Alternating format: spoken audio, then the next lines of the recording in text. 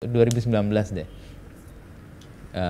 Dua kubu bertengkar atau ya nggak bertengkar, itu mungkin kalau bahasanya Pak Jokowi itu ada dramanya gitu. Tapi setelah itu ternyata gabung semua. Ini salah satu yang bagian yang membuat kita agak kecewa sih ya. Tapi emang harus ada protagonis dan antagonisnya. Menurut saya kalau prinsip ditegakkan dan jalan politik sudah ditempuh, harusnya ya pakai itu, nggak lagi merangkul. Atau PSI punya pandangan yang lain melihat itu? Atau bagaimana cara PSI berdamai dengan situasi itu deh? Oh, that's a good question, man. Yeah.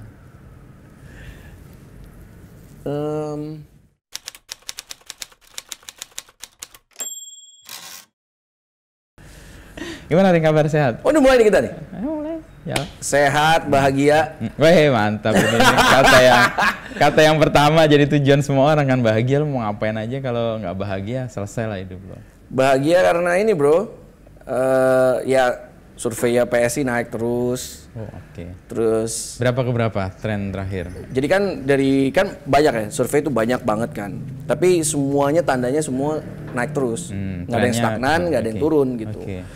Dan ini kan semua berkat kerja keras kita semua ya, baik itu dari DPP, DPW, DPD sampai ke alek-alek, kita juga emang kerjanya mati-matian gitu buat masyarakat gitu. Alek tuh?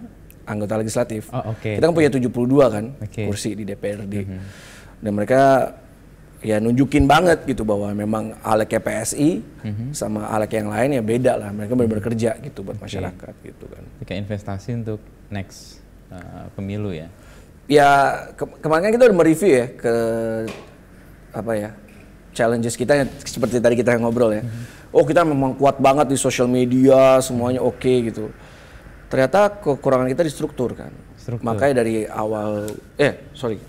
selesai 2019 ke 2020 ketika Sis Grace ngasih baton kepemimpinan ini ya tugas kita sekarang infrastruktur dikuatin. Jadi ya jalan terus gitu. Kayak 2020 sama Isyana udah jalan berapa titik waktu itu ya. Sampai 23 kabupaten kota. Habis itu berhenti dulu Desember tanggal 20-an. 20 Desember, 17 hari sembuh. Begitu sembuh ya pengen selesaiin sampai sebulan langsung hajar lagi. Sekarang udah tur Jawa Tengah, Jawa Timur sudah kelar. Sekarang Jawa Barat. Jawa Timur kemarin 2 minggu lalu gue ke Trenggalek. Ada foto gue ya. Gue lihat, buset ini kayak putra daerah ini. Posternya banyak banget. Itu bagian dari strategi yang lo masuk ke struktur di bawah itu? Ya sekarang kita meningkatkan militansinya struktur sih. Struktur harus ngerasa bahwa perjuangan ini dimulainya dari sekarang. Kalau mereka mau menang di 2024, kalau kita mau menang di 2024, perjuangan kita sekarang. Karena ya kita, faktanya ya PSI kan bukan partai yang punya banyak uang gitu. Kita aja masih pakai urunan masyarakat kan. Jadi the only way ya kerjanya harus kerja dari sekarang. Gitu. Karena hampir semua ngomong gitu. Pak Jokowi terakhir kali saya ketemu ngomong bahwa kalau mau menang ya harus siap capek, siap belusukan dan yang lainnya gitu. Dan ternyata ya it works kan. Begitu kita keliling Indonesia, semua kader kita gerak, ya alhamdulillah bro. Alhamdulillah. Makanya kalau bilang bahagia sekarang bahagia gitu. Udah capek belum tapi? Jujur aja sih belum ya bro ya. Karena dulu kan kita bertahun-tahun juga ngeband juga bro, sama aja. Ya. Setahun kan bisa keliling Indonesia gitu. Saya kan waktu itu sama Niji udah 15 tahun ya. 15 tahun kan keliling Indonesia. 2002 sampai 2017 kan. 15 tahun berarti. 15 tahun. Dulu keliling terus gitu. Jadi kalau dibilang capek sih to be honest sama sekali enggak gitu. Mungkin kalau dibilang jadi punya banyak tanggung jawab iya gitu. Tapi kan enaknya jadi ketua umum kan you can manage your time ya.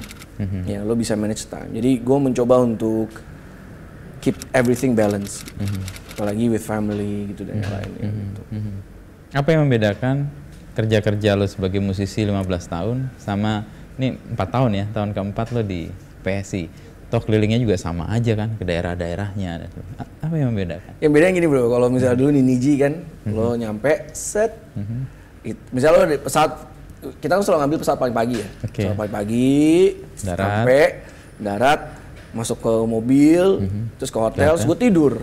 Iya kan, gue istirahat, tidur, nonton, main game gitu kan. Itu persiapan manggung terus sorenya. Jam 6 pasti personal assistant-nya datang, udah bawa makan.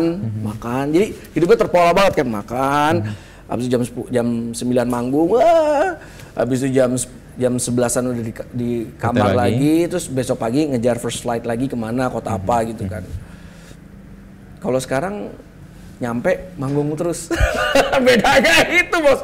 Ketemu orang, pidato, ketemu ini UMKM pidato. Jadi basically sehari itu bisa manggung 5, 6, 7 kali gitu. Di satu tempat? Ya di satu kota kan, kan kita ke UMKM, nanti ada Kopdarwil, ada pelantikan gitu kan. Jadi ya biasanya kalau dulu di Niji kan bisa telepon-teleponan sama istri gitu kan, kalau misalnya udah sampai kamar atau sekarang enggak. Mungkin full pakai waktunya. Mungkin cuma bisa ngabarin ke Niji, tapi begitu malam baru telepon-teleponan. Itu aja sih yang bedain sih. Tapi sebetulnya waktu gue pertama kali jadi ketua umum, apa yang gue pelajari selama jadi CEO-nya Kincir dan ISPL, ya kan, itu ya yang gue coba terapin ke sini gitu. Leadership-nya, managing people-nya itu sih.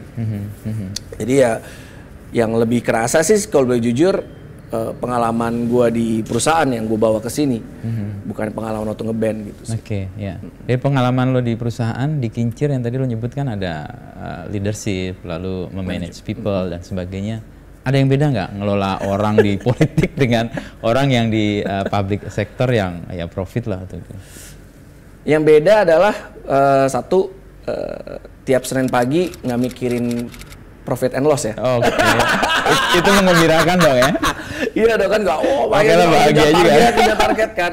Kalau sekarang kan lebih mikirin bagaimana survei naik, elektabilitas naik, keterkenalan naik, ya kan. Itu satu. Kedua yang membedakan adalah managing people-nya.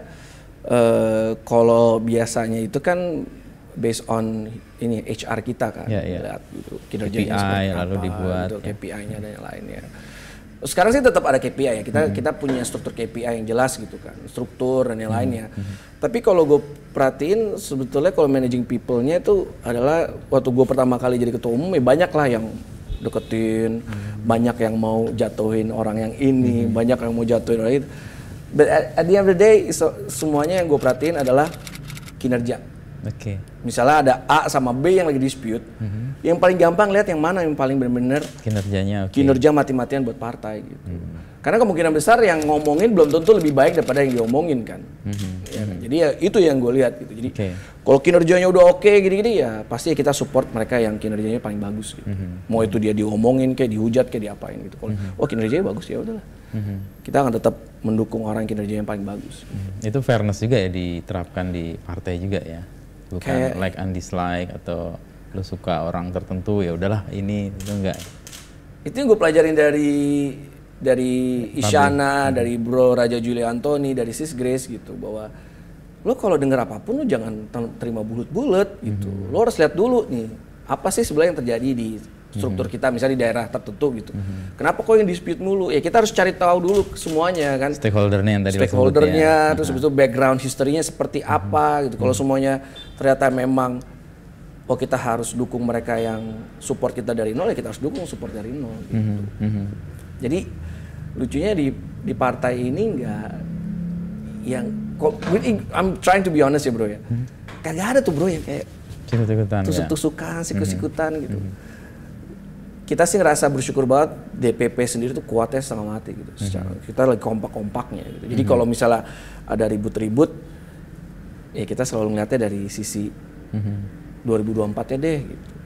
Ngeliat ke depan ya. Ngeliat ke depannya. Gitu. Dan posisi tren yang lagi menaik ini terus dijaga untuk membuat 2024 tuh punya hasil yang oke. Aduh itu sih, gue sih setiap hari cuma mikirin itu bro. Cuma mikirin itu. Lo kan sering nyebut kalau di politik jangan pakai emosi ya. Iya. Jangan baper lah gitu ya. Tadi 2 kasus pun lo menunjukkan bahwa lo jangan mudah terpengaruh, lihat dulu dan sebagainya. Apa yang membuat lo punya pikiran bahwa politik nggak boleh begitu? Ya politik memang nggak boleh baper. Menurut gue karena kalau lo menunjukkan kebaperan lo, ya itu menunjukkan juga bahwa ya mungkin strategi juga untuk mengambil simpati orang kali ya. Tapi kalau kita melodramatik gitu ya. Iya, kalau pakai drama, lah, sinetron ya, gitu. okay. Karena waktu itu gue inget terakhir kali Pak Jokowi juga ngomong seperti itu. Ya negara kita tuh politiknya ya kayak sinetron, memang harus ada drama-dramanya gitu. Tapi kalau misalnya gue sebagai ketua umum ya nggak bisa berubah baperan gitu. Ketika orang menghujat, menulis sesuatu, terus ada yang mau mengancam, mau bunuh dan lain-lain, you cannot see it. Kita nggak bisa ngeliatnya dari, waduh, harus dibawa perasaan.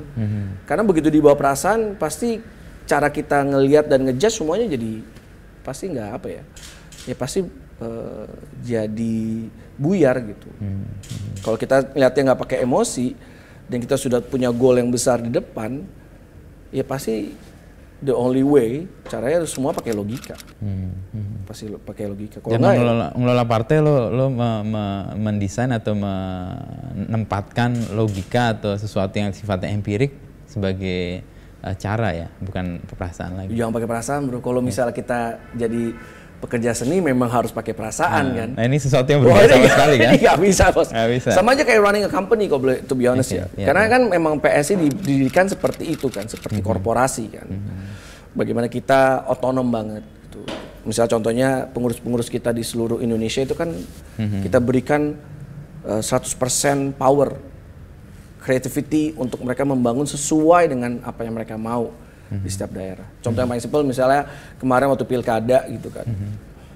Kalau misalnya kita mau memberikan rekomendasi atau mendukung seorang calon kepemimpin daerah, itu kan tidak pernah dari DPP ke bawah, tapi selalu dari bawah ke atas.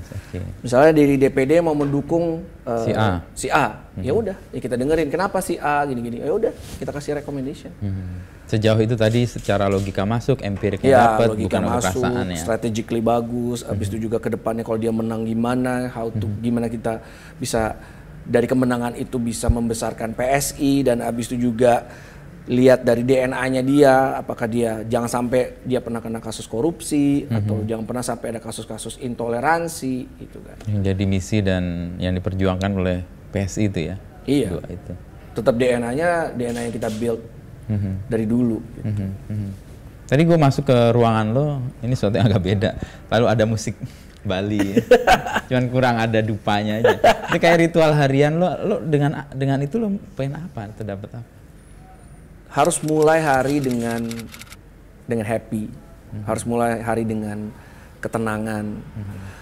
Terus habis itu kayak kita kan bangun jam 6 pagi. Kalau saya lagi nggak olahraga berarti jam 6 pagi itu biasanya saya pasang musik Bali. Terus di rumah juga? Di rumah juga. Oke. Di rumah. Terus bedanya kalau di rumah ada dupa, di sini nggak ada dupa. Nanti pasti dimarahin sama yang lain gitu. Bau banget nih ruangan lo, bau dupa gitu kan. Tapi ada nunggu lagi.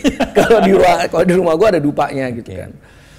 Karena bro, ya kita tahu sendiri kan kalau kita landing di Ngurah Rai itu, langsung kan baunya, musik itu kayak membawa. Wah, relax, terus lo pengennya seneng-seneng gitu. Jadi ya gue pengen experience that every day, every single day gitu. Terus usually kalau gue nggak olahraga sama istri biasanya baca buku di pagi hari. Pagi hari, karena kan semua suasana masih tenang ya, anak-anak masih tidur gitu kan. Jadi kita baca buku tuh bisa lah dapetin 10-15 halaman gitu. Jadi enak gitu kan. Terus habis itu ya udah mulai mandi bla bla bla bla. Terus pas di jalan baru tuh nelfon Isyana, nelfonin semuanya, ditelepon lah. Gimana hari ini, gimana KPI-nya dan yang lainnya. Bedanya tadi ya, kalau perusahaan tiap Senin ada report dari revenue, kalau ini survei aja ya.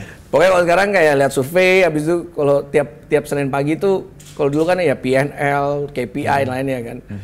Terus lihat cash flow gimana gitu. Cuman kalau sekarang kan lebih kayak tiba-tiba ada kader kita dilaporin, waduh itu juga, waduh itu lebih deg-degan juga kan.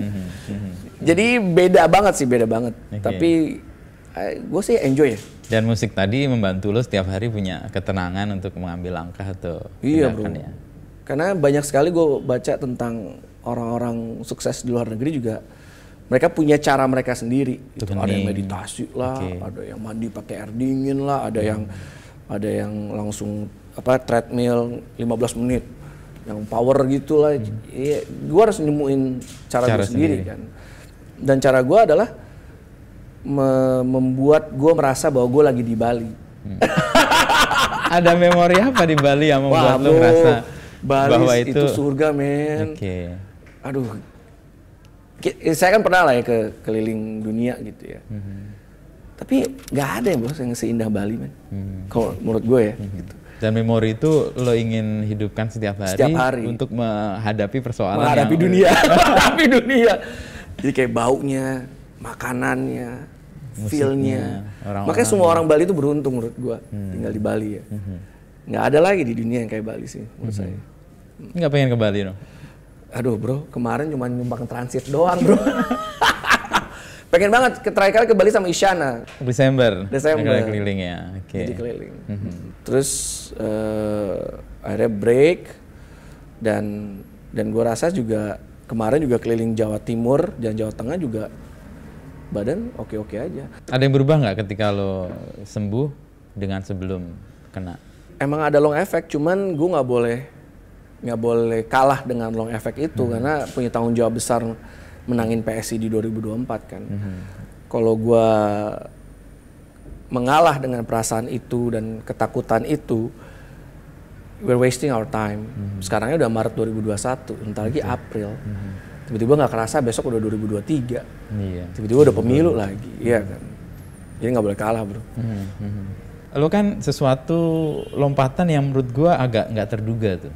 Main di musisi 15 tahun.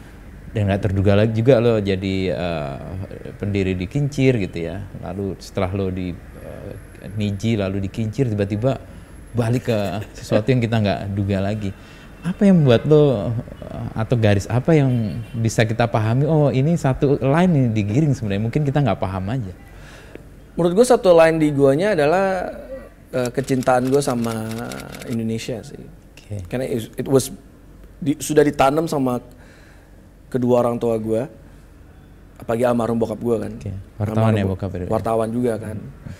Dan setiap hari itu kan ya kita selalu ngomongin tentang Indonesia, Amerika, Singapura, Jepang, New Zealand karena dia waktu dia jadi wartawan dia keliling Indonesia, keliling dunia lah, ya kan. Dan itu yang kayaknya dari kecil udah ketanam gitu bahwa Indonesia tuh memang harus we have to dedicate ourselves untuk Indonesia suatu hari nanti gitu. Nah dulu gue cerita aja bro ya, dulu bokap gue tuh saking nasionalisnya nih, setiap kali 17 Agustus atau bulan Agustus ya, dia itu kalau ngangkat telepon atau nelpon orang, the first word yang dia ucapkan adalah merdeka. Merdeka! Dari kecil bro, lu bayangin gue dari kecil ngeliatin bokap gue telepon-telepon sama temennya, merdeka! Merdeka! Tiap Agustus gitu. Dia. Karena bokap gue lahir kan tahun 35 bro. I see, ya, zaman pergerakan. Iya, ini saksi mata kan, dia saksi mata gitu. Terus habis itu ya akhirnya kan nyantol ya ke gue. Nah baru gue kenal dengan musik, dia juga yang nge-push gue untuk menjadi musisi. Sebelumnya dia nge-push gue jadi fotografer men. Karena bokap juga fotografer. Iya, dia kan jurnalis fotografer perang kan. Nah, terus ya mungkin gue rasa waktu itu gue sempat hobi fotografi, ternyata mentok bro, mentoknya di biaya. Karena kan lo jadi fotografer mahal men, iya kan. Setiap tahun kan upgrade lensa software and everything kan. Jadi kayaknya, waduh ini kayaknya gue nggak kuat nih ngejarnya nih. Ya udah gue fokus ke musik, ambil rezeki di musik. Dan ternyata waktu gue keliling Indonesia, gue semakin cinta sama Indonesia. Apa yang digariskan bokap lo itu tertemui ketika lo jadi musisi. Jadi musisi karena dikasih kesempatan untuk menghibur, berkarya dan keliling Indonesia gitu. Keliling Indonesia juga awal-awal juga agak apatis gitu kan. Karena kok gue udah bayar pajak tiap tahun kok gini-gini aja gitu. Nah momen itu berubah ketika ada orang yang namanya Jokowi kan. Pak Jokowi menginspirasi kita anak-anak muda bahwa demokrasi itu membuka luas setiap manusia di Indonesia untuk berpartisipasi dalam proses perbaikan Indonesia, mau itu di dalam sistem atau mau itu di luar sistem. Mungkin waktu itu gue di Niji ya di luar sistem, karena kan dengan musik, bikin lagu Laskar Pelangi dan yang lain ya kan. Tapi ternyata kalau kita mau melakukan lebih banyak lagi, ya ternyata the only way adalah masuk ke dalam sistem. Masuk ke dalam sistem kekuasaan ya harusnya direbut dari partai politik. Kekuasaannya untuk apa? Kekuasaan untuk ya masyarakat, agar masyarakat bisa sejahtera dan yang lainnya gitu. Walaupun itu sangat normatif gitu kan. Tapi yang itu kan kalau kita ngomongin normatif banget. Tapi kalau secara filosofis ya lebih dalam lagi bahwa proses bahwa gua harus mendedikasikan diri gua ke Indonesia itu sudah dimulai dari kecil. Tetapi memang jalannya aja yang beda-beda, mulai dari musisi, entrepreneur. Karena waktu gua membesarkan ekosistem e-sport itu juga ide besarnya adalah Nyita Indonesia. Bagaimana bikin atlet e-sport Indonesia menang di turnamen internasional dan membawa bendera merah putih dan menyanyikan lagu Indonesia Raya di turnamen internasional gitu. Nah begitu udah di politik ya ini udah lebih dalam lagi kan, lebih deep lagi gitu. Itu sih bro. Jadi makanya nggak pernah ada yang kenapa lo bilang apa garis besar ya? Garis besarnya kecintaan Indonesia. Merdeka kata bokap. Kata bokap gue merdeka bro. Jangan-jangan bokap lo kader partai sebelah. Tapi bokap gue memang pecinta Soekarno. Oke. Ya di era itu semua orang lahir tahun itu pasti Soekarnois ya. Dia bekerja di istana sempet, deket dengan keluarga Cendana juga, tapi juga seorang yang pecinta Soekarno, gitu. Die hardnya Soekarno. Emang agak beda sih Soekarnois dengan partai itu emang beda. Tapi lucunya bro, bokap gue adalah seorang Soekarno, Pak De gue pendiri Golkar. Jadi tiba-tiba anaknya jadi ketua umum PSI, jadi kan ya, tapi semua garis besarnya adalah Indonesia. Iya kan. Artinya bukan tiba-tiba ya lo muncul di partai dan beraktivitas di politik ini ya, karena kalau lihat dari sejarah bokap lo, Pak De lo dan sebagainya itu ya. Udah di-build kayaknya dari awal sih. Nah, tadi kalau lo nyebut persen kan Jokowi nih yang jadi pijakan lo kemudian ngelihat bisa nih orang menjadi sesuatu berperan di dalam atau di luar sistem, seperti contoh yang kita lihat kan Jokowi itu muncul. Ini orang siapa yang nggak muncul? Apa inspirasi yang lo dapat dari sosok itu selain yang tadi kita lihat? Sehingga lo bilang, ini politik nih kayaknya. Ya satu yang di PSI percaya adalah bahwa politik itu adalah alat ya. Iya kan? Alat untuk kebaikan kalau digunakan oleh orang-orang baik. Jadi alhamdulillah waktu itu orang baiknya adalah Pak Jokowi. Iya kan? Waktu itu, sekarang? Sekarang iya dong, masih lah bro. Gila. Terus abis itu kedua yang kalau yang gue perhatiin lagi adalah bagaimana Pak Jokowi itu punya kesamaan dengan diri gue, yaitu kerja keras. Itu juga sesuatu yang sudah di build sama keluarga gue gitu. Kalau bro, waktu itu bokap gue wartawan, ya kan. Dan di saat itu untuk dia bisa make ends meet atau dia bisa mewujudkan mimpinya, contohnya dengan membesarkan rumah, membuild rumah bisa lebih nyaman buat anak-anaknya. Gue saksi mata sendiri bahwa dia harus punya side hustle gitu, harus bekerja sampingan yang lain untuk bisa nambah-nambah kan. Tapi intinya adalah dia pekerja keras gitu, dan itu dia dan nyokap gue juga menunjukkan seperti itu. Kalau lo mau, suatu saat nyokap gue pernah ngomong gini, jadi waktu gue lagi makan berdua, makan enak lah di restoran. Terus nyokap gue cuma ngomong gini, Giring mau kan setiap hari makan enak? Ya mau lah bu, ya harus kerja keras. Gitu. Dan dia ngomongnya seperti itu. Gitu. Jadi kata-kata kerja keras itu sudah di-build sama keluarga saya gitu. Dan ternyata itu yang gue lihat juga di Jokowi gitu. Ingat gak waktu Pak Jokowi di awal-awal ketika dia jadi gubernur, ketika dia jadi presiden, kayaknya dia adalah presiden yang sangat bekerja keras gitu ya, benar-benar keliling Indonesia dan membangun Indonesia dengan kerja kerasnya gitu. Dan saya yakin Pak Jokowi juga kerja keras mati-matian gitu supaya bagaimana Indonesia bisa bertahan dan bisa melewati cobaan besar ini. The last time waktu itu kedua kali sebelum kita ketemu adalah PSI ketemu dengan Pak Jokowi adalah ketika dia baru menang. Yang periode kedua. Terus kita diundang, PSI diundang. Nanti akan ada fotonya di atas tuh. Bisa dilihat mukanya tembem, ya kan. Terus sumringah, happy. Terus agak berat badannya agak naik dikit lah kelihatan gitu. Terus terakhir kali saya ketemu adalah ketika pengumuman saya mau jadi ketua umum. Itu kita minta approval juga kan dari beliau gitu. Terus beliau was very kurus. matanya itu capek banget. Periode saya ketemu juga di Istana Bogor kan, September Agustus gitu ya. Iya, Agustusan ya. Waktu gue ketemu Juli kan. Ya. Dan itu kan beda banget kan. Kayaknya ada beban yang gede banget, berat banget di hidupnya dia gitu sebagai seorang pemimpin. Dan itu yang membuat gue lebih sadar lagi bahwa kerja keras, dia adalah seorang yang pekerja keras. Dan ternyata memang di Indonesia kalau ya kita kerja keras, insya Allah sih ya pasti bisa menghasilkan ya sesuatu lah. Either kalau you're businessman lo bisa sukses, kalau yang politician ya lo pasti bisa membantu lebih banyak orang lagi. Jadi inspirasi soal kerja kerasnya itu yang melekat di lo.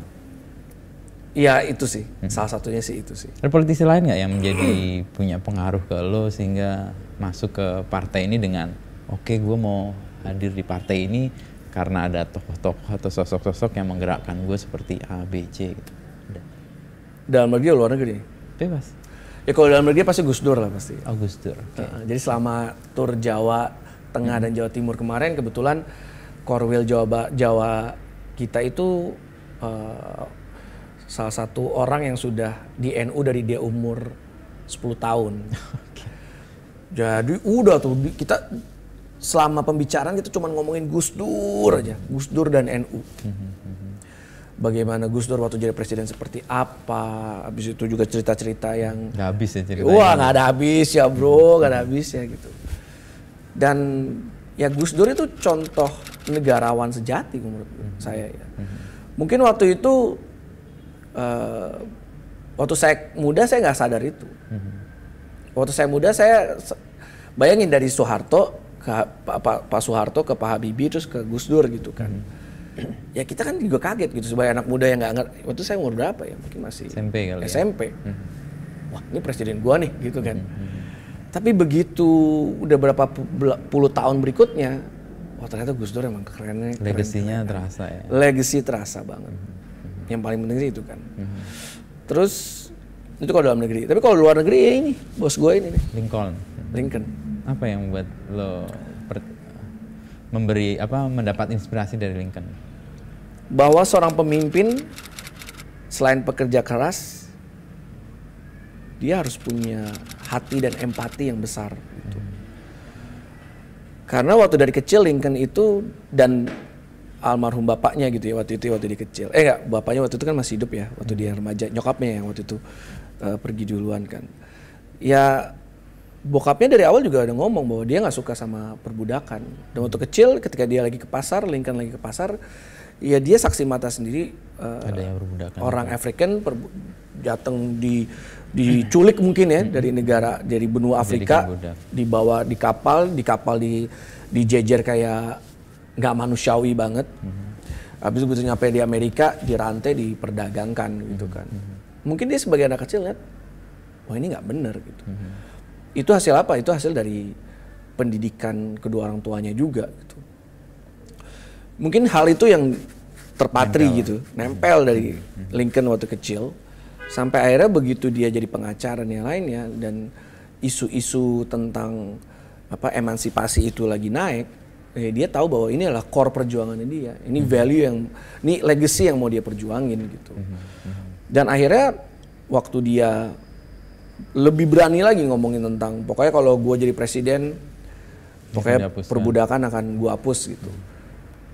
Ternyata banyak sekali orang Amerika waktu itu baik itu Republikan atau Demokrat yang sadar bahwa ya itu emang salah gitu. Cuman orang nggak mau ngomongin aja. Dia yang berani ngomongin gitu bahwa perbudakan itu harus dihapusin. Dan lucunya adalah zaman dulu yang pro penghapusan perbudakan adalah Republikan, sedangkan Demokrat adalah orang yang pro dengan perbudakan karena memang orang Demokrat banyak sekali punya bisnis di Amerika bagian selatan kan. Dan dia berjuang mati-matian begitu dia jadi presiden. Satu hal yang sampai dia kepilih 2 kali itu doang tuh yang dia harus perjuangkan walaupun harus perang saudara. Gitu. Ya itu sih bro. Bahwa seorang pemimpin harus punya hati dan empati yang besar untuk memimpin sebuah bangsa dan negara. Dan segala resikonya tadi ya. Dengan segala resiko yang harus diambil. Jokowi, Gus Dur, Lincoln ya. yang memberi warna buat lo berpolitik. Sebenarnya banyak lagi. Banyak, Cuman ya. yang benar-benar sekarang yang gue Nempel pikirin gitu tiap ya. hari sih mereka lah. Lo ngeliat politik Indonesia gimana, Rik? Lo kan sebagai anak muda, kita di era kan yang apolitik sebenarnya. Tapi lo tiba-tiba masuk ke politik dan lo ngeliat politik Indonesia emang layak dibenci nggak sama anak muda?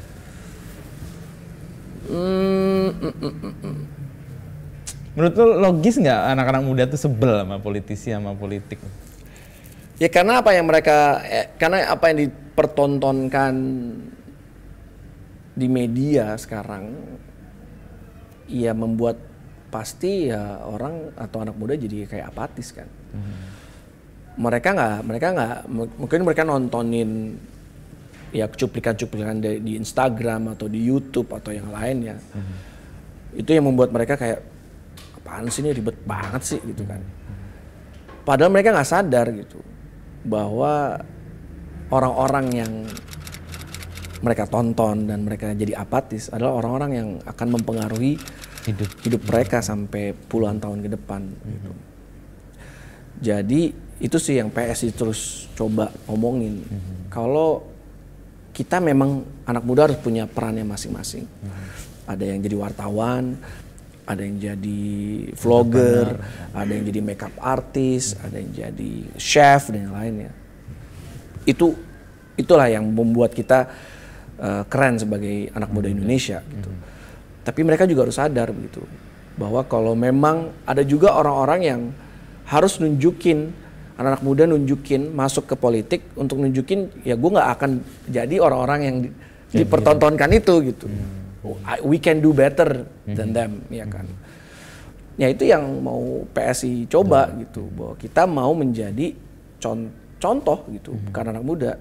Kalau memang lo pengen politisi nggak sebusuk itu, ya bukan ngomong lo nggak emang sayang lo men, itu lo bro. Okay.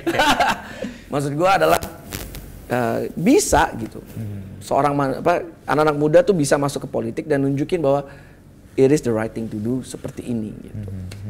Tapi kan di politik Indonesia itu minor atau peran-peran yang kecil ya, sementara yang dominan kan kalau kita lihat sesuatu yang membuat gue ngelihat anak-anak muda logis sih dia agak sebel gitu ya, karena emang mayoritas yang dihadapi kayak gitu. Capek nggak dalam posisi lo mendorong orang yang sudah punya anggapan yang sebenarnya logis berpolitik itu busuk atau jelek gitu ya, atau menyebalkan lah lebih netralnya ya, untuk mendorong kita bisa melakukan ini dengan cara yang baik loh, dan membawa politik tadi itu bisa mempengaruhi banyak hal. Capek apa enggak? Ya enggak lah bro. Enggak. Luar biasa lah. Karena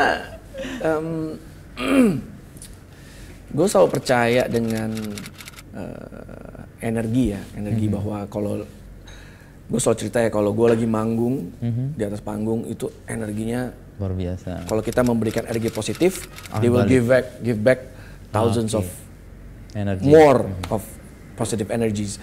Sama seperti waktu gue lagi manggung sama Om Iwan Fals, itu juga kayak, waduh itu kalau di atas panggung Om Iwan tuh ngasih energinya gila-gilaan, dan OI-nya ngasih energi yang jauh lebih luar biasa.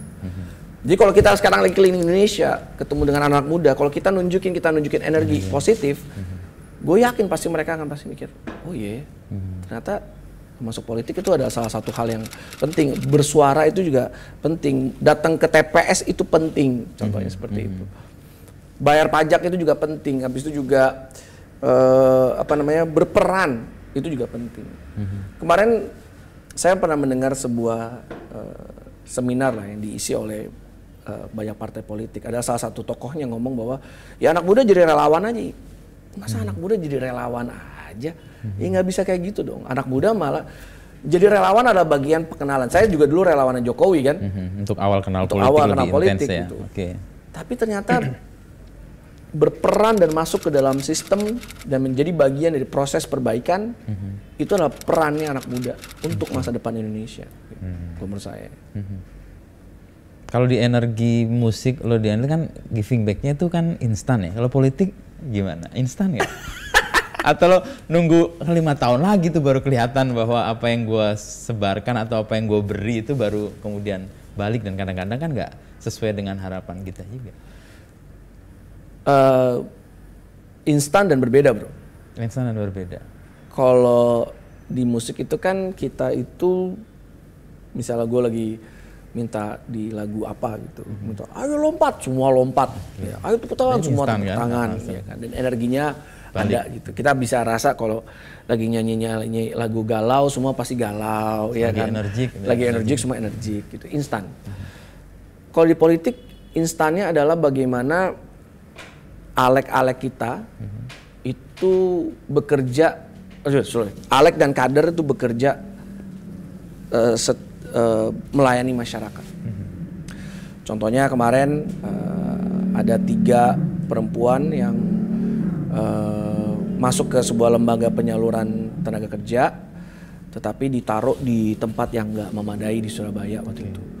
Ditaruh di bedeng dan nggak dikasih makan, cuma makannya sabun. Dan itu yang menyelamatkan mereka adalah alek kita di Surabaya, namanya Cucu.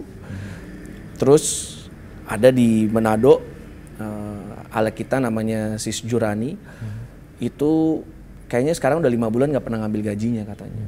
Karena gajinya selalu dibagikan ke masyarakat untuk selama pandemi. Dan kemarin ada banjir Manado juga kan. Terus kita lihat juga kayak salah satu kader kita terbaik kita juga ketua DPW NTT yang juga seorang dokter selalu memberikan pelayanan dokter gratis gitu-gitu. Jadi instannya adalah bangganya melihat semua kader-kader PSI benar-benar melayani masyarakat dan berdampak ke masyarakat. Itu sih yang gue rasa bedanya itu. Kalau dalam posisi yang pengukuran untuk pemilu, lo ngerasa terlalu lama nggak untuk melihat dampak anti energi baliknya itu? Kalau pemilu 5 tahun sekali nih, ya survei oke lah kelihatan bahwa ada tren gitu. Tapi kan the end of the day ya pemilu itu yang pas pemilihan. Kalau gue ngeliatnya gini bro, ya pemilu is our big KPI ya, bahwa kita harus menang, masuk, dan kali ini harus ada anak-anak muda yang masuk ke DPR nasional, DPR RI ya kan, dan menambah lebih banyak kursi lagi di seluruh daerah. Itu kan big KPI-nya. Tapi kalau misal kita ngomongin tentang apakah terlalu lama,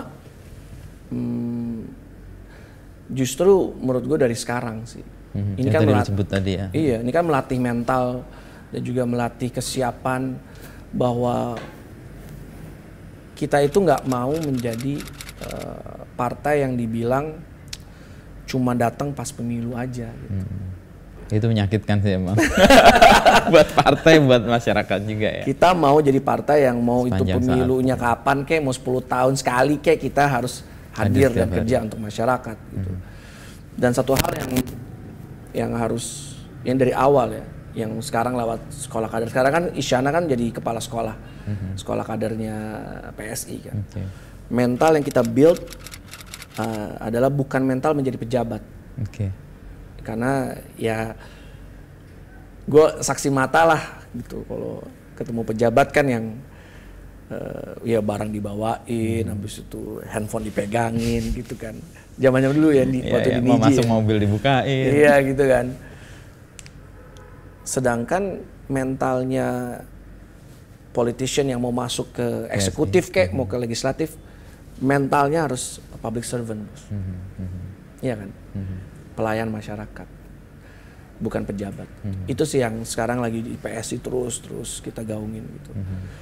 Jadi akhirnya orang masuk PSI itu karena memang kita mencari orang-orang yang mau mendedikasikan hidupnya buat masyarakat.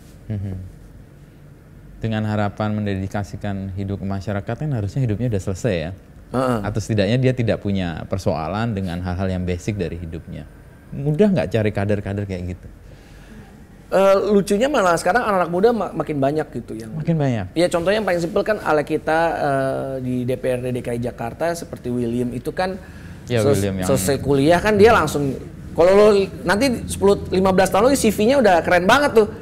First jobnya dia adalah anggota DPRD, iya kan? Mana ada gitu yang first jobnya anggota DPRD. Karena sekarang semakin banyak orang-orang yang mau hidup untuk mendedikasikan kepada masyarakat gitu. Setelah Jokowi ya. Kan Jokowi itu inspire a lot of anak muda kan. Dan yang gue perhatiin juga ya bro ya, anak-anak muda itu kan hidupnya currency-nya kan experience kan. Iya, betul. Iya kan. Makanya mereka mencoba ini, iya kan. itu, ya. Kalau liburan coba ke Jepang. Terus habis itu kalau makan cobain makanan-makanan terbaru yang ada di ojol, iya kan. Terus semua diposting. Experience gitu. Dan ada banyak orang-orang yang experience-nya pengen menunjukkan bahwa they are dedicating their life to the nation gitu. Dan pertumbuhan kader-kader atau orang-orang kayak gitu cukup banyak ya? Ya alhamdulillah kita kalau di PSI sih di setiap daerah udah semakin banyak. Tumbuh ya? Semakin banyak, alhamdulillah bro. Itu kabar gembira dong sebenarnya itu. Ya, artinya membuat kita punya harapan yang tadi lo sebutkan di awal bahwa perubahan bisa dilakukan di luar dan di dalam, dan kalau di dalam ternyata ini bisa mengubah sistem banyak nih kalau bisa banyak anak muda yang masuk. Tapi kalau lo lihat cibiran orang-orang muda itu ke partai, lo menanggapinya gimana? Ya santai lah bro. Santai, tadi nggak demokrasi men, iya kan? Ya lagi pula yang cibir cuman ya paling cuma berapa ratus dibandingin kita punya berapa juta anak muda kan, ya nggak sebanding lah menurut gua. Dan kebanyakan juga kalau dilihat akunnya juga ternyata buzzer juga kan, jadi no problem at all. Jadi lu menganggap apa yang ada di media sosial dan di media yang lain gitu ya sebagai apa, cerminan atau hanya ya sudahlah itu bagian dari demokrasi aja? Gue lebih perhatiin kalau lagi di daerah, ketemu di ya kalau bisa ketemu ke langsung ke masyarakat tuh lebih terasa sih bro. Lebih terasa. Kalau di social media people can ya jempolnya bisa nulis apapun, tapi gue yakin orang yang nulis apapun kalau ketemu gue pas-pasan juga nggak bakal mungkin mengucapkan ulang apa yang sudah dia tuliskan gitu, karena kita negara yang ketimurannya masih kental ya bro. Kesungkanannya besar iya. gitu. Beda deh kayak kemarin waktu pemilu Trump versus Biden kan orang dengan gamblang bisa nunjukin bahwa dia adalah pro Trump gitu kan. Dan berlaku segilanya gitu. Sedangkan kalau kita kan nggak gitu bro. Iya nggak? Kayak split gitu ya. Jadi gue yakin kalau ketemu orang yang pernah mencibir gue juga dia pasti akan either dia walk away atau ya diem aja, nggak bisa. Atau diem aja, apa enggak minta foto bro. Lo kan hal yang sama sekali berbeda gitu kan. Ya. Okay. Kalau gue sih ngerasanya kayak gitu ya. Karena nggak apa ya. Pernah beberapa gue foto gitu kan. Oh iya Mas Giring maaf ya. Kemarin saya gitu, udah santai. Gitu ya. Oke. Kesadaran bahwa lo merawat grassroots atau datang ke wilayah-wilayah itu muncul atas pembelajaran sebelumnya atau? Iya. Apa yang lo dapat pelajari? Kenapa harus langsung ke lokasi dan bertemu dengan masyarakat? Yang gue pelajari itu sebetulnya karena waktu gue nyalon di Dapil Bandung dan Cimahi itu kan. Oh iya, Bandung Cimahi itu tokoh besar semua ya di situ lawannya ya. Sorry, ada Farhan, Nurul Arifin. Oke. Gue waktu itu 90.000 ya, 90.000 suara kan. Okay. Dan ternyata memang dari pagi sampai malam belusukan, makan bareng warga, dan yang paling penting adalah personal touch. Oke. It's very very important for kita datang mendengarkan, mencoba mencari solusi dengan empati. Terus personal touch itu yang akan bertahan. Ya bertahan.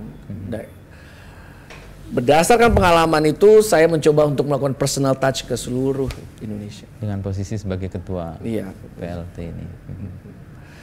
I think it's very important gitu.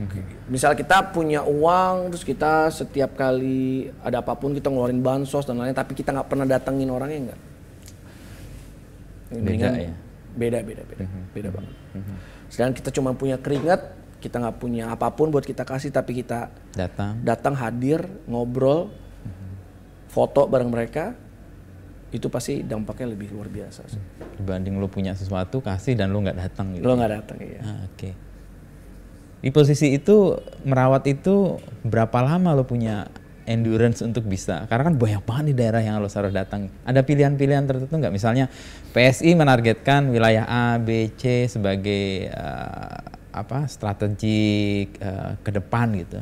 Ada. Kalau gue sih coba ngeliat dari kesiapan dari pengurus. Oke. Jadi kalau pengurusnya sudah siap, lo bisa datang. Ya gue datang. Karena kan kita tuh punya ini ya, list ya. Karena harus ketemu UMKM, harus ngobrol sama UMKM, harus datang ke tempat pariwisata lokal, ketemu influencer lokal, ketemu media lokal, ketemu tokoh masyarakat, ketemu pemuka agama lokal. Itu kan banyak listnya kan. Dan itu harus mereka jalanin. Kalau mereka udah siap ya baru kita berangkat. Gitu. Kalau pengurus kita daerah nggak siap, ya kita nggak datangin. Gitu.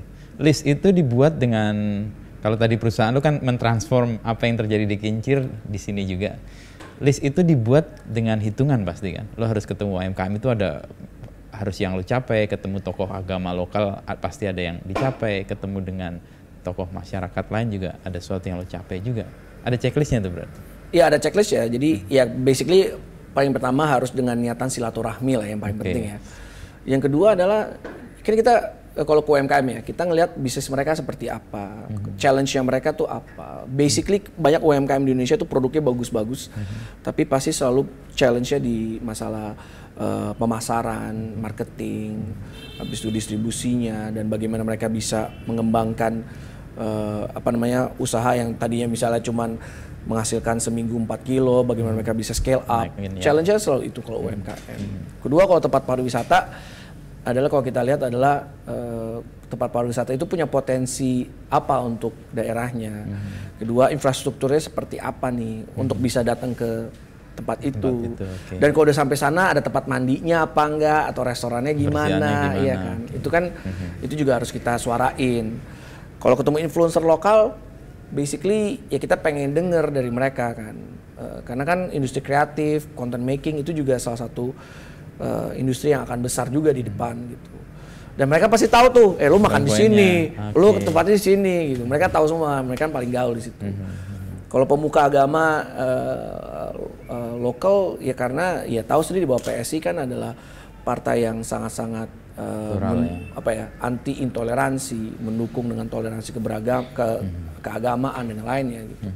Jadi semua udah memang sudah ada ininya checklistnya ya, meskipun niat awalnya adalah silaturahmi tadi itu ya, untuk mendekatkan relasi ya. Dalam hal tertentu untuk menyerap aspirasi juga ya, dan kemudian disuarakan entah lo di DPP atau teman-teman alek-alek di daerah-daerah yang lain juga. Ya kalau kita datang ke daerah yang ada aleknya ya saya bawa aleknya. Tuh dengerin. Pak kalau apa-apa kontak dia. Kalau ada apa-apa nggak ada ini kontak saya biar saya yang jewer gitu kan. Gitu. Tapi kalau nggak ada biasanya ya kita coba bantu semaksimal kita aja gitu. Ya dengan apa? Dengan jaringan kekuatan kita. Contohnya kemarin ada salah satu pengusaha kayu jati. Di Jawa Timur? Di salah satu di Jawa Timur, dia bingung gue distribusi gimana. Salah satu kader terbaik kita memang bisnisnya jualan furniture. Jadi kita konekin, alhamdulillah udah laku gitu kan. I think salah satu kekuatan kita juga network lah. Berpartai itu, berorganisasi dan berpartai itu menguatkan network itu bisa saling bantu sih, ujung-ujungnya sih. Nah posisi itu kena nih ya dalam situasi di mana lu bisa menjadi di level pusat ya, sementara yang di daerah lu bisa tadi lo. Nih kalau ada apa-apa nih orang-orang ini sekaligus gitu. Kan memperkenalkan mereka supaya dekat dengan masyarakatnya. Iya. Seru juga loh. Satu pertanyaan yang gue selalu bertanya, sebenarnya ada jawaban yang aneh-aneh ini sekalian konfirmasi. Partai itu dapat biaya dari mana sih? Nah kalau kita itu ya gue nggak tahu ya partai yang lain ya. Ya kalau partai lain kan ya lo tahu lah. Ya. Tapi sih deh, gimana membiayai dirinya apalagi harus kesana kemari. Contohnya gini, pas tur ini, tur yang gue lakukan ini, yang mulai dari tahun ini, itu kita dapat dari urunan. Urunan alek-alek atau? Bukan, ada yang dari alek-alek. Kalau yang tahun lalu iya dari alek-alek sama pengurus. Cuman kalau yang tahun ini kita dapat urunan juga. Ada yang donasi simpatisannya PSI gitu. Makanya kita berusaha seminim mungkin gitu traveling partinya bro. Karena costly ya? Karena costly. Kalau bisa cuman saya, sama 1 anggota DPP, sama 2 lagi tim media, udah Efisien banget ya. seefisien mungkin pokoknya. Karena Duitnya nggak ada bro, jadi ya lo harus efisien mungkin. Ya mungkin kalau partai lain kan rombongannya bisa segambreng gitu kan. Ya kita nggak ada duit ya bro. Ya, you have to be honest gitu. Ya nggak ada duit ya, duitnya harus kita spirit-spiritnya sampai bisa jalan sampai tahun 2022 akhir gitu. Ya mungkin kelebihannya gue kalau misalnya dulu di company kan lo jadi bisa ngitung kan. Pokoknya gue tinggal ngomong sama si Semayang, pokoknya budget cuma segini ya, pokoknya gini-gini, hotel coba usahain yang gini-gini gitu. Terus ya sisanya ya kita urunan sama pengurus daerah gitu. Gitu. Support dari daerah sekaligus sama yang donasi tadi ya. Untuk donatur itu ada ikatan nggak? Atau karena memang simpatisan aja mereka kepada PSI? Pokoknya mereka cuma mau kita itu kerjanya bener aja lah. Karena banyak donatur kita adalah orang-orang yang basically juga mensupport banyak partai juga kan. Tapi they always said that, ya kayak apa? I'm not saying they always said ya, correct me. Cuman yang pikiran mereka adalah banyak sekali yang mereka udah support, tapi kok nggak ada terlalu banyak perbaikan dan lainnya. Gitu. Makanya begitu kemarin mereka melihat kinerja PSI sih mereka happy banget dan mau apalagi dibutuhin apa. Tapi ingat loh bro, donasinya tuh nggak hanya buat bentuknya dalam uang gitu. Ada yang billboard, ada yang makanan.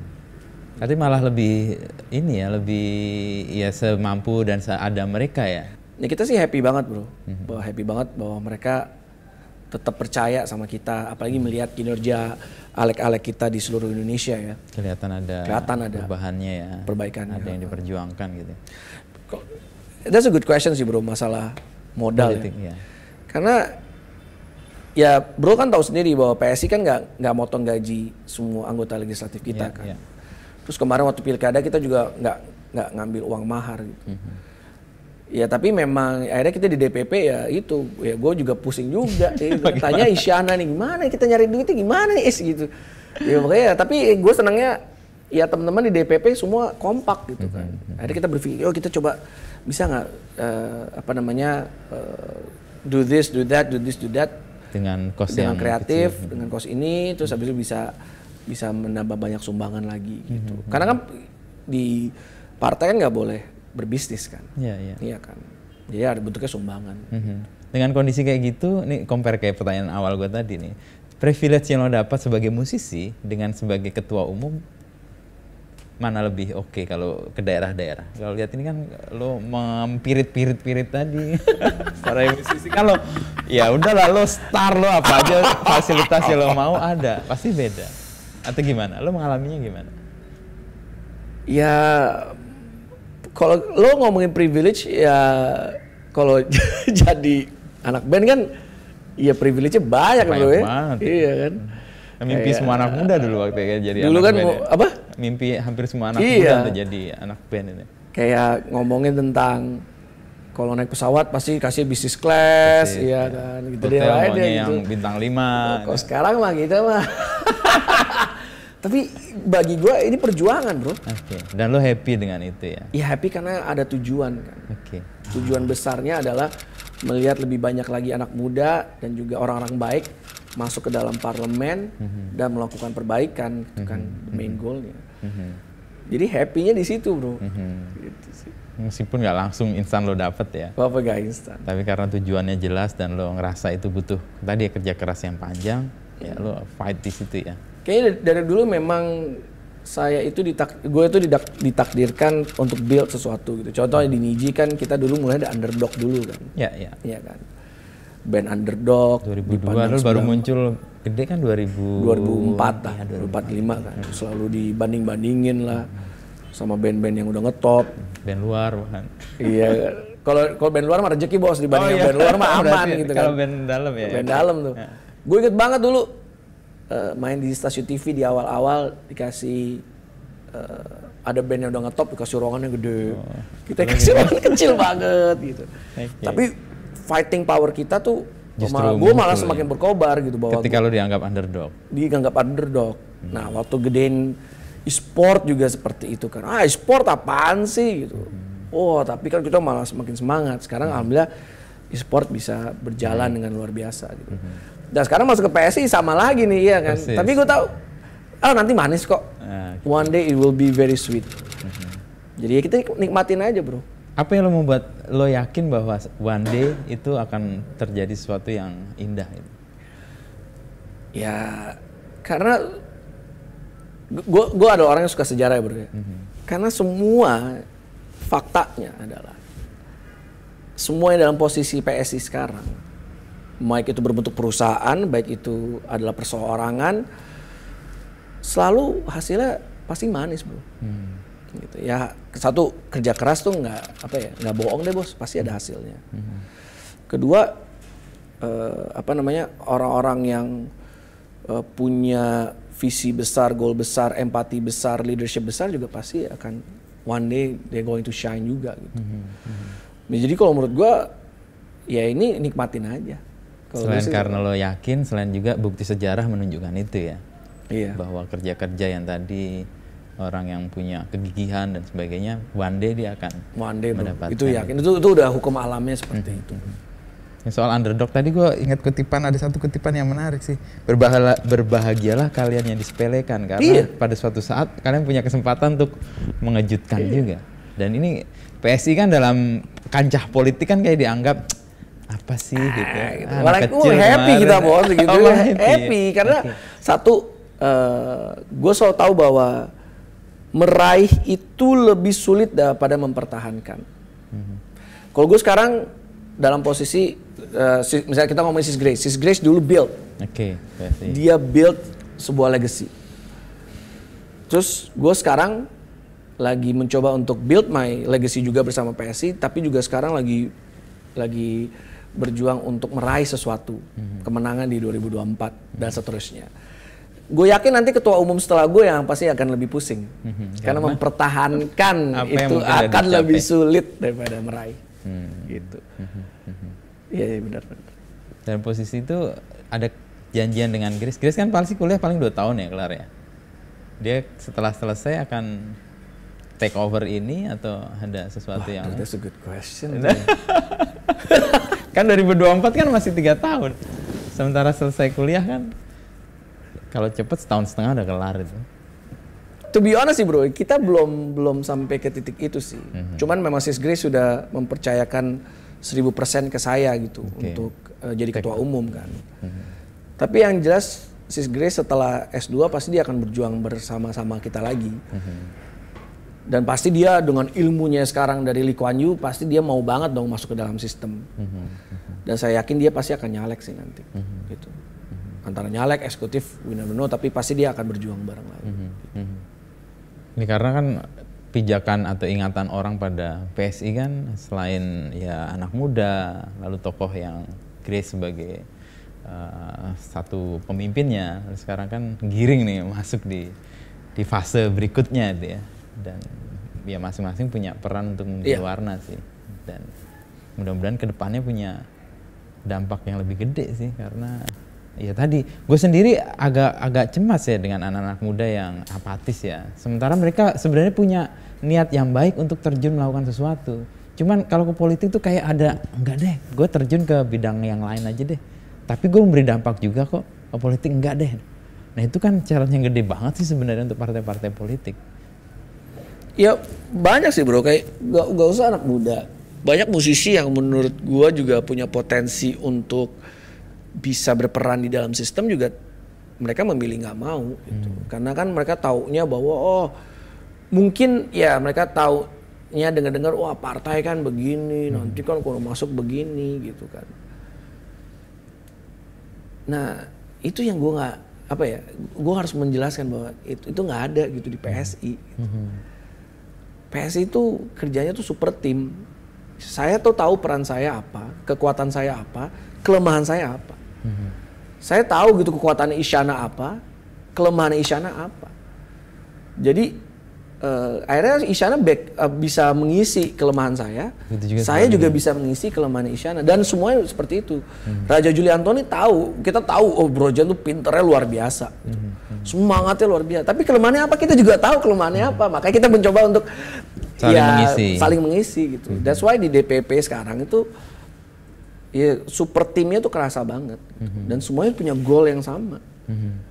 Ya 2024 masuk dan selesai abis 2024 ke 2029 itu challenge-nya pasti akan jauh lebih rumit lagi. Kita pasti punya anggota DPRD lebih banyak, kita pasti punya anggota DPR RI. Nah itu bro, itu menurut gua ketua umum berikutnya yang pasti lebih pusing daripada saya sih. Ya. Kalau soal kepusingan nih di PSI nih ya, sekarang kan punya ikon yang kuat ya, pendukung Jokowi dan Jokowi punya peran-peran yang cukup serius di negeri ini dan relasi PSI dengan Jokowi juga bagus.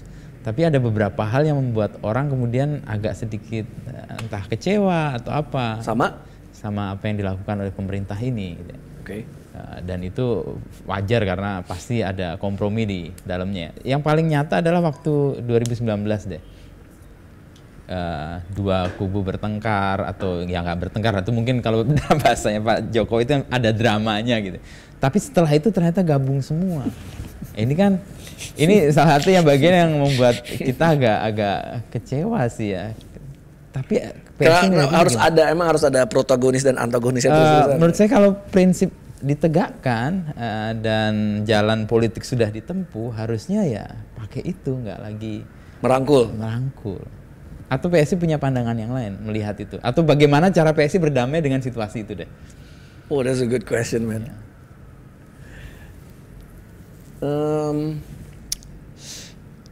Kalau saya pribadi yang lihat ya bahwa Jokowi itu sekarang sudah dalam tahap dia itu sudah bukan hanya pemimpin negara ini, tapi udah pasti negarawan nomor 1 di Indonesia gitu. Dan dia tahu bahwa dia tidak bisa menjalankan ini semua sendirian gitu. Dia juga pasti sudah belajar lah dari term dia yang pertama nih, ada apa sih kenapa kemarin gonjang anjing terus gitu. Mungkin dari salah satu, ternyata ini. Dan untuk agar term kedua dia lebih smooth dan dia bisa mewariskan semua yang harus dia warisin, karena he has nothing to lose, ya dia pasti harus merangkul sih. Dan saya tahu bahwa mungkin kalau kita sih nggak terlalu kecewa ya. Tapi mungkin yang sebelah sana mungkin kecewa banget kali. Yang dulu ngedukung Pak Prabowo dan Pak Sandi mati-matian, pasti yang lebih kecewa di sisi mereka. Tapi kalau kita lihat kalau kita lihat kayak kacamata PSI, yang tadi itu ya, bahwa memang negarawan saya seperti itu. Gitu. Dia harus ngerangkul semua orang, apalagi untuk mewujudkan kebaikan bersama. Gitu. Mungkin kalau lo menanya yang kecewa ya lo harus tanya yang sebelah sana bro. Kita sih baik-baik aja. Yang kecewa. Lalu peran yang dulu dimunculkan ketika masih berseberangan dan kelihatan sangat keras, terus kemudian ada di dalam, akhirnya gimana? Kan dulu 2019 itu sangat keras ya. PSI kelihatan paling lantang lah kalau untuk bersuara untuk kelompok seberang gitu ya. Tapi setelah mereka bergabung, pasti ada perubahan mentality juga, atau tadi yang lo sebut bahwa nggak perlu baperan atau nggak perlu naruh emosi di politik. Nggak perlu baperan bro, kalau menurut gue ya. Karena contohnya ya kayak ketika Mas Sandiaga Uno sekarang menjadi Kemenparekraf juga, saya lihat bahwa ya kayaknya dia benar-benar bekerja mati-matian gitu. Kelihatan sih. Iya kan. Dia kemana-mana. Ya, that's good thing kan. Berarti kan ya balik lagi kita melihat dari kinerjanya juga gitu. Kalau baperan mau dia kerjanya bener, mau kita salah-salahin itu juga salah kan, nggak boleh kayak gitu dong. Ya, kalau kita ngelihat bahwa Pak Prabowo dan Pak Sandi benar-benar kerja keras buat negara ini, ya kita harus acungin jempol juga gitu. Iya. Kalau saya sih ngeliatnya seperti itu sih, kalau saya pribadi. Iya. Itu juga mungkin tips nih buat anak-anak muda ke depan nih, kalau mau memilih atau mempertimbangkan pilihan politiknya, orang harus ngelihat kinerjanya juga ya, bukan karena lo suka dia sebagai person dan emosi lo lekatkan di situ. Karena di negara demokrasi, sometimes we have to agree to disagree kan. Kita nggak boleh sama terus. Dan di saat kita we agree to disagree, ya lo nggak boleh baperan juga gitu kan. Misalnya ya lo ini ya udah makan bareng lagi aja kali gitu kan. Iya kan. Jadi itu tuh yang kadang-kadang hilang gitu. Bahwa we agree to disagree plus baper lagi. Waduh, itu jangan dong. Iya, nggak kelar-kelar nggak kelar-kelar. Pekerjaan juga nggak selesai-selesai untuk dicapai ya. Iya. Gitu ya. Terakhir nih Ring, lo punya mimpi apa yang belum terwujud? Karena kan lo kayaknya pindah-pindah. Tadi lo udah nyebut ketua umum pasca gua itu nanti punya tanggung jawab lebih besar. Lo kayak udah berpikir pasca lo. Nah gue tanya aja, lo ada mimpi apa yang belum bro? Kalau lihat dari Oke, kita ngomongin yang ini dulu ya, 2024 pasti PSI-nya menang, abis itu teman-teman semua masuk ke parlemen gitu kan. Suara yang signifikan gitu. Itu kan yang dari tadi kita udah ngomongin the whole interview ya. Kok gue tapi yang personal nih kali ya. Yang lebih enak kita ngomongin personal ya. Apa ya? Ini mau yang romantis apa yang mau yang apa nih, yang politis banget apa gimana? Terserah mana yang menurut lo paling muncul gitu. Tapi yang jelas gue masih punya mimpi one day I'm going to be statesman, negarawan dan memimpin negara ini sih. Itu tetap lah. Itu salah satu mimpi besar saya pribadi gitu. Bahwa saya punya mimpi besar negara ini harusnya kemana, itu salah satu mimpi besar saya gitu sebagai presiden. Terus yang kedua, saya mau hidup sampai 80 tahunan lebih lah. Terus spend more time with my wife. Terus keliling Indonesia, keliling dunia. Dan sekarang aja saya sama istri saya lagi belajarin kenapa orang Okinawa tuh hidupnya lebih panjang. Oh ternyata dietnya, jalan paginya, makanya sekarang kita mulai jalan pagi lagi. Mulai nge-reduce makanan kita gitu karena kita pengen lihat cucu-cucu kita gitu kan. Terus kalau ketiga ya mungkin mimpi one day pengen deh reunian sama Niji juga gitu. Ya kan. Tapi ya semoga segala emosi dan lainnya bisa di-reduce. Terus reunian, bikin tour dan yang lainnya. Itu bisa terjadi kalau saya kalau misal saya jadi presiden mungkin itu nggak bisa terjadi sih. Jadi untuk mewujudkan itu harus dicegah Niji jadi presiden nih. Oh jangan dong, gue harus jadi presiden dong, harus lah. Dari semua lagu nih, terakhir ke Niji nih, dari semua lagu Niji yang lo nyanyikan atau lo bangun bersama band, mana yang menurut lo paling kuat dan berdampak buat lo sendiri dan Niji sendiri?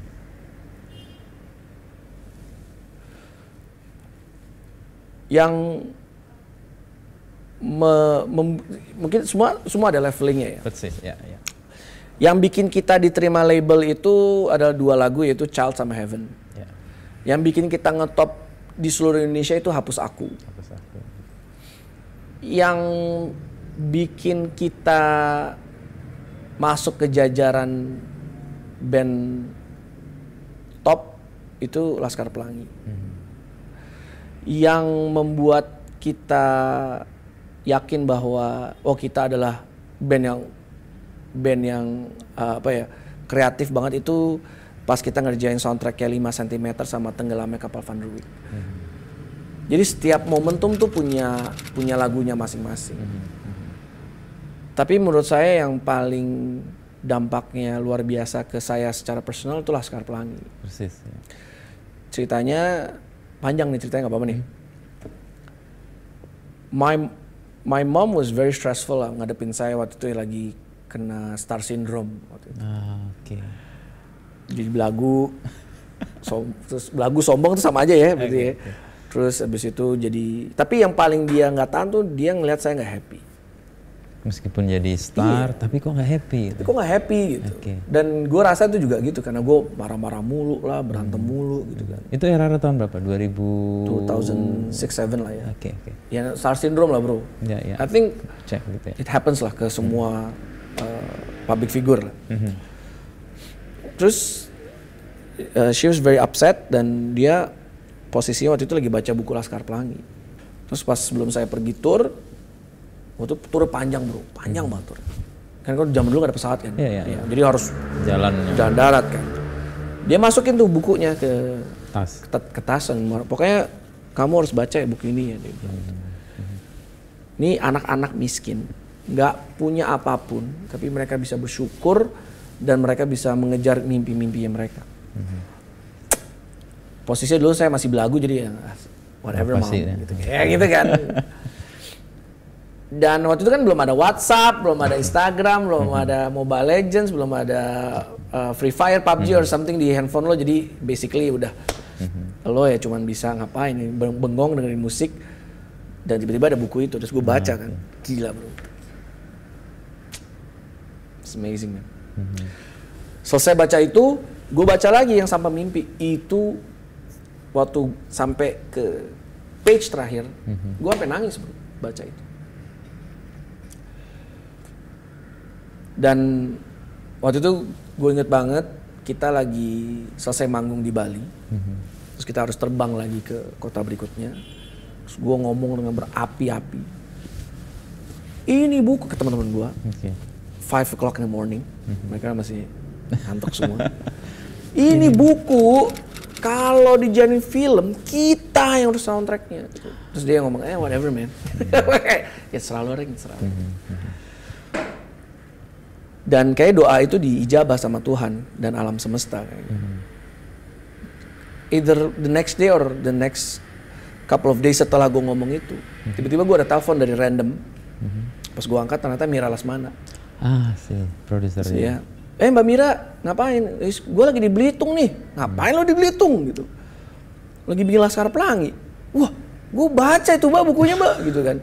Mau nggak bikin soundtracknya? Ya mau banget lah. Gue langsung nelpon Buacin tanpa ngomong dulu ke teman-teman gue. Musika ya Buacin. Buacin, saya gini. Pokoknya saya mau kerjain ini. Oh ya, oke. Dan gue kalau baca buku itu kan orangnya visual banget ya. Jadi udah tahu nih. Pokoknya bayangin Belitung kering, habis itu gue mau inget momentum ini loh. Inget film Gladiator nggak? Iya ingat.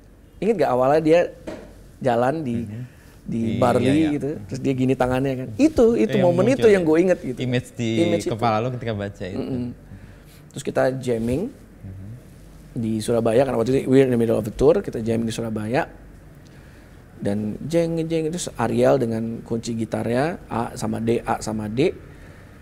Dan kata-kata pertama yang keluar itu bro, ya mimpi adalah kunci untuk kita menaklukkan dunia gitu. Karena kalau kita summarize dari Laskar Pelangi sama Sang Pemimpi, itu kuncinya it's about dream kan. Ya lo mimpi, lo kerja keras, lo meraih sesuatu. Ya lo harus meraih sesuatu gitu. Terus habis itu Rama pakai mandolin dan yang lainnya, akhirnya jadilah tuh lagu. But waktu kita bikin di Surabaya itu kita nggak langsung dapet ref ya bro. Dia ada jeda lama tuh. Kita coba ref pertama nggak oke, ref kedua nggak oke. Terus gue inget banget di Makassar men. Di Makassar, terus gue sambil baca-baca lagi, gue ulang-ulang itu, and then I remember that moment ketika mereka lagi lomba tarian, terus mereka gatel-gatel, inget gak? Karena mereka pakai baju, terus bajunya ada getahnya, terus mereka gatel-gatel. Terus gue bilang, menarilah dan terus tertawa, walau dunia tak seindah surga. Ya udah, gue langsung panggil Ariel, gue dapet nih liriknya. Terus dia cari gitarnya, dapat bro refnya, and then the whole song is complete. So terus lagu itu merubah hidup kita lah intinya ya, kita naik level lagi. Kita menang award dan yang lainnya kan. Tapi ada satu bro yang menurut gue the best award yang kita dapat. Ya waktu itu base campnya Niji itu kan terbuka for public, ya kan. Dan semua orang boleh datang. Terus tiba-tiba datanglah 3 generasi perempuan, nenek, ibu dan cucu. Ya. Mereka datang karena mereka mau minta tanda tangan, anaknya minta tanda tangan, foto. Ibunya, gitu. Terus tiba-tiba neneknya ngomong gitu, Mas Giring, saya mau ngomong sesuatu nih, boleh ya? Oh boleh dong nek. Gitu. Mas Giring makasih ya sudah membuat dan menyanyikan lagu Laskar Pelangi. Wah, my pleasure nek. Terima kasih. Soal lagu itu menguatkan saya, dia bilang. Saya itu baru saja kehilangan payudara saya karena kanker. Tapi setiap hari saya nggak pernah bersedih. Saya malah selalu bersyukur setiap kali dengar lagu Laskar Pelangi. Itu the best award yang pernah gue dapetin. bagaimana sebuah lagu yang diciptakan bisa impactful ke orang lain. Itu sih bro ceritanya.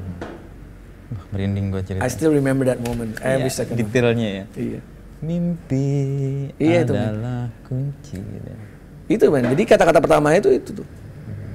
Jadi begitu mimpi adalah kunci, akhirnya ya lagu itu kan kayak makhluk hidup ya. Kalau lu ketemu kepalanya, pasti dia akan mencari bentuknya sendiri. Gitu. Ya kita tinggal terbuka aja untuk membuka dengan ide, rasa dan yang lainnya. Gitu. Nah kalau dikolek ke PSI, mimpi yang menjadi kunci untuk PSI 2024 itu jaya atau punya impact yang lebih gede apa? Impact yang lebih besar sih. Kita sih sekarang lagi build the system ya sama Isyana juga bareng bagaimana seluruh kader kita itu kita kasih knowledge, bahkan kita persiapkan mereka untuk nanti kalau dari hari pertama mereka bekerja mereka udah tahu mereka harus ngapain. Kadang-kadang banyak sekali kalau gue perhatiin ya anggota legislatif itu masuk nggak ngerti kan, nggak ngerti advokasi pasal, nggak mengerti advokasi kebijakan, tidak mengerti bagaimana membaca anggaran. Jadi kita punya nih waktu 3 tahun untuk mempersiapkan kader-kader kita agar begitu mereka dilantik mereka udah tahu tugas mereka apa dan juga mereka harus ngapain. Gitu sih. Sementara respon orang-orang di luar ya tadi ya, menarilah dan terus tertawa gitu ya. Walau dunia. Ya menari mah nggak apa-apa asal jangan ceng-cengin terus lah. Tapi ceng-cengan itu kan bagian dari yang tadi kan. Berbahagialah kalian yang disepelekan ketika pada suatu saat kalian punya kesempatan untuk justru mengejutkan. Yep. Ya gue menunggu momen PSI mengejutkan sih. Bahkan nanti 2024 we do this interview again, oke? Oke, terus we recap. Kita recap ke belakang ya. Ya harapan gua ke hampir semua orang yang berniat baik. Karena nggak mudah juga sih mewujudkan itu. Di jalan kita ketemu kekecewaan, ketemu orang yang kita anggap baik ternyata buruk atau yang kita persepsikan bersama kita ternyata tidak bersama kita. Ya kita pernah lah. Ya itu pengalaman pasti banyak kan. Tapi nggak bisa di-share di sini. Nanti di atas aja share. Thank you ya Ring ya. Seru ini ngobrolnya. Terima kasih. Terima kasih.